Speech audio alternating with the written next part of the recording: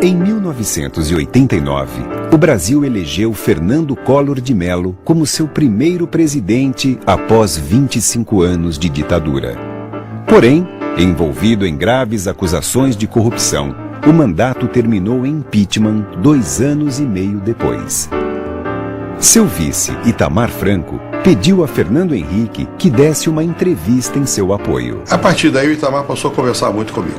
Uma certa altura, ele me disse que perguntou se eu queria ser ministro de Relações Exteriores. Cada cargo novo, ninguém nunca achou graça, ninguém nunca ficou feliz, entendeu? Em todos os níveis, eu acho que a gente foi aprendendo a lidar, mas a primeira reação é sempre de resistência. Nós, família.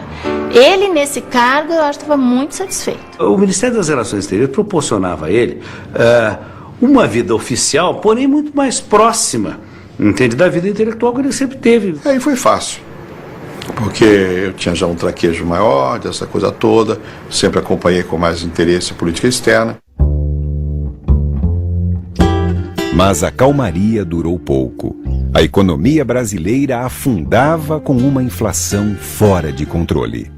Portanto, o Brasil era visto, e não sem razão, por muitos como assim um país meio bêbado, meio drogado, como um viciado em drogas, no caso a droga da inflação. Em maio de 1993, Itamar convocou Fernando Henrique para o seu cargo de maior visibilidade. E aí toca o telefone e é o Fernando dizendo, escuta, aconteceu uma coisa. O Itamar me telefonou de Brasília e me disse que ele me nomeou ministro da Fazenda. E aí foi um susto para ele também, como ele sempre conta, e de fato foi. Eu acho que ali ele foi pego assim no susto mesmo. E a Ruth falou, não, você ficou louco, isso é uma coisa horrível, isso não vai dar certo, quer dizer, todos os ministros da Fazenda só se ferram, quer dizer, não dá para fazer isso, não aceita e tal. Ele disse, não, mas eu já aceitei. Eu cheguei aqui, fiz um discurso, eu digo, tem 3 problemas no Brasil, inflação, inflação e inflação, eu vou acabar com ela.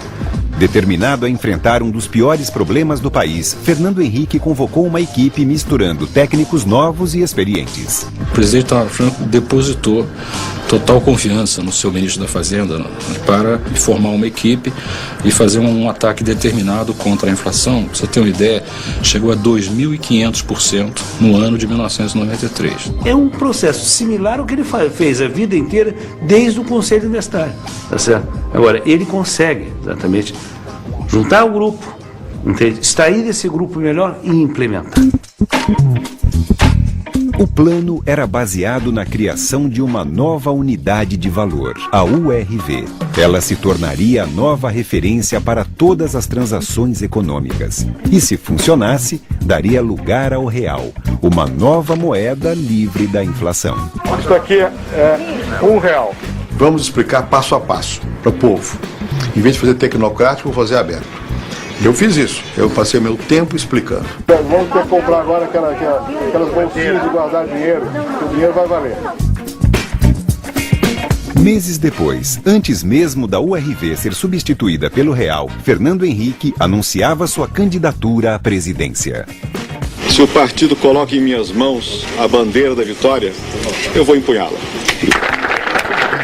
Muitos convidados. A maioria começou a chegar depois das 9 da noite.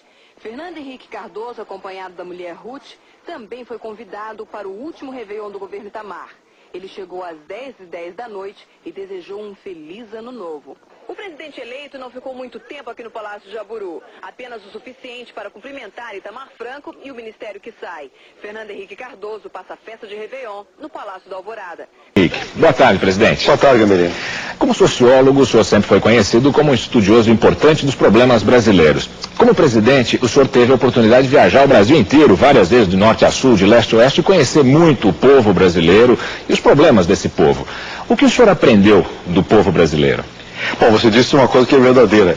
Eu sempre conheci muito o Brasil, viajei muito, tanto como professor, como sociólogo, como agora como presidente. Eu fiz mais de 150 viagens no interior do Brasil, para sentir o Brasil. Agora, o que me impressionou? Sempre me impressionou, mas agora mais ainda. É que esse povo, claro que tem dificuldades, quem não sabe disso, mas é um povo que acredita. É um povo que tem determinação, uma determinação curiosa, porque há povos que são arrogantes. O brasileiro não é arrogante. É até pelo contrário, é um povo ameno, né? Há um lado muito positivo aqui no Brasil, quem conhece outros povos sabe que é assim. O brasileiro pega um no outro, toca na gente. É uma coisa carinhosa. Carinhosa, né? É um povo carinhoso, né? Não vou dizer que não seja um povo que reivindique, pelo contrário, é um povo que também reivindica. Eu, como presidente, sinto isso nas regiões mais pobres, sobretudo as mulheres, né? Elas reivindicam, elas querem mais, mas esse querer mais não é um querer de quem não tem esperança, não é um querer para te encostar na parede, é um querer para te motivar. Então eu acho que é um grande povo. O símbolo da sua campanha passada, em 94, eram 5 dedos estendidos, a palma da mão estendida. Isso. Cada dedo uma prioridade de governo. O senhor conseguiu cumprir as suas metas?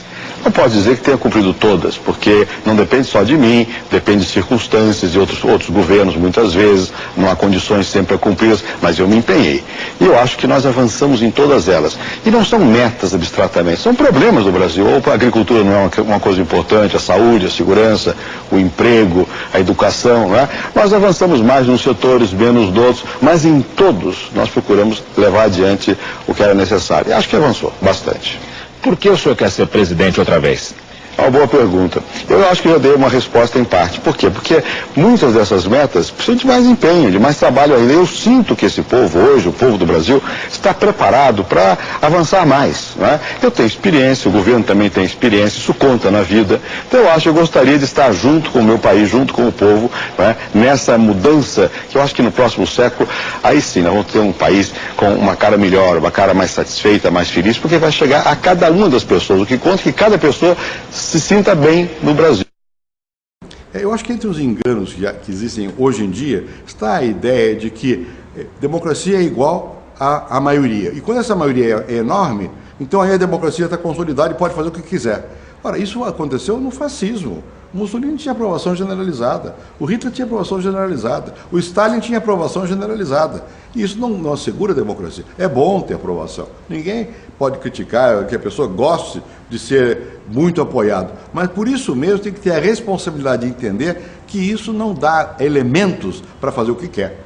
Porque a democracia tem regra. E a principal é o respeito também da opinião diversa das minorias, né? Quando você pensa que você pode tudo porque tem a maioria, você está esmagando aquilo que é a essência mesmo da democracia. Então, nesse sentido, eu acho que há um erro na ação simbólica do presidente da República, no caso do presidente Lula.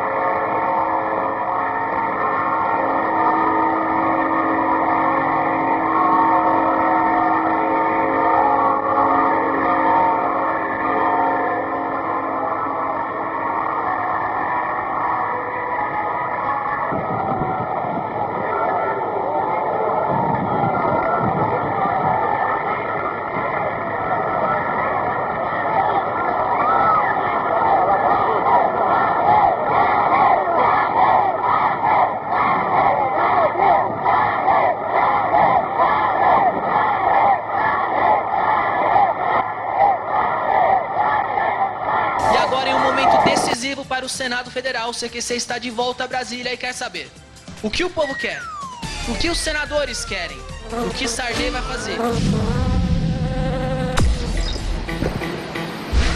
vai falar. Tudo bem. Não vai falar.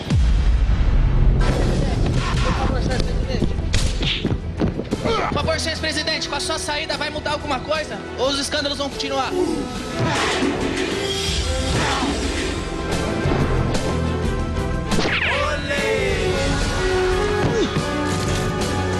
Ex-presidente, como ele não ser tão poderoso assim? Ex-presidente, seu segurança fez comigo o que queriam fazer com o senhor faz tempo. Sarney desabafou ao povo de Pinheiro no programa Balanço Geral. Ele ficou revoltado com a tendenciosa reportagem exibida pela Rede Globo, onde de forma premeditada relataram só um lado ruim do município. esquecendo os fatores positivos como a vasta beleza do Pantanal Maranhense, o rio Pericumã e fora outras questões que poderiam ter sido abordadas e melhor exploradas pela Rede Globo. Foram mostrar para o Brasil um lixão que já devia ter sido resolvido, mas para mostrar lixão não precisava ir um avião para Pinheiro. Ele mostrava os lixões da Baixada Santista, das quadrilhas que existem no Rio de Janeiro, na Baixada do Rio.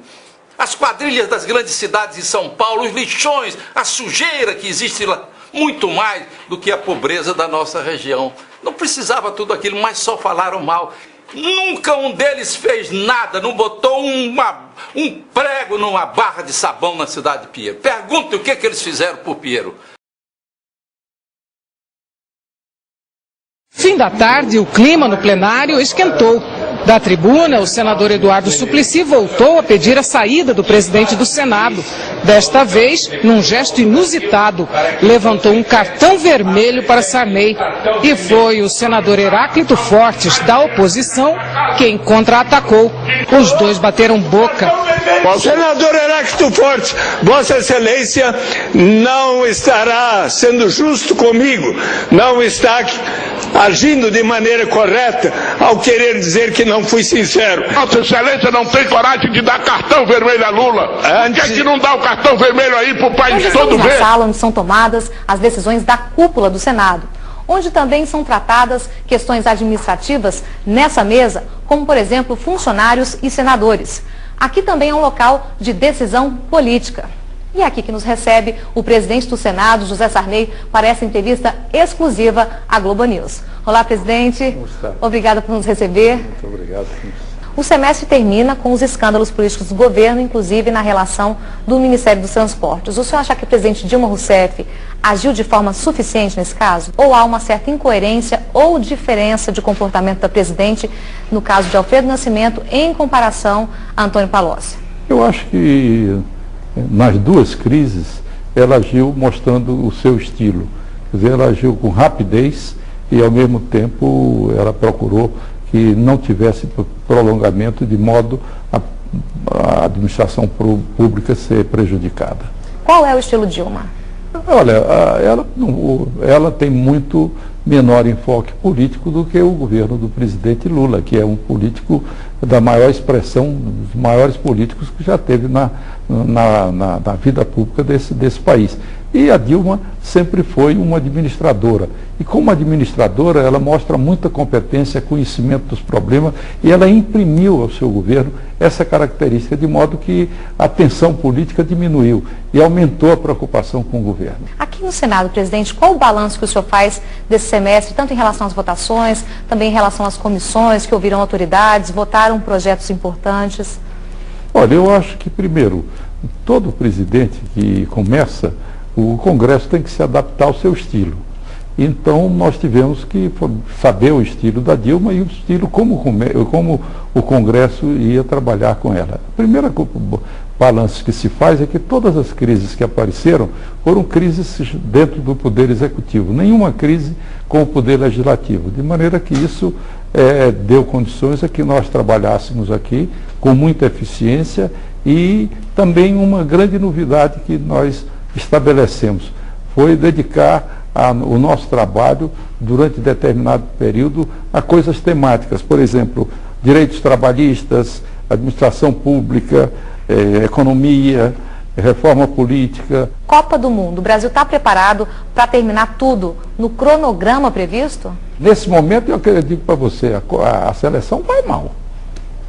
A seleção vai mal, né, presidente? Em relação, então, ao Agora, as obras eu também não sei dizer, mas parece que também não vão bem. Para encerrar nossa entrevista, eu queria que o senhor comentasse trem-bala. Os jornais noticiaram como grande fracasso do governo. Qual é o problema do trem-bala na sua avaliação, que já foi presidente da República? Pensei no trem-bala também naquela época, entre o Rio de Janeiro e São Paulo. Mas também nós fizemos os estudos e verificamos que não havia interesse internacional de ninguém participar.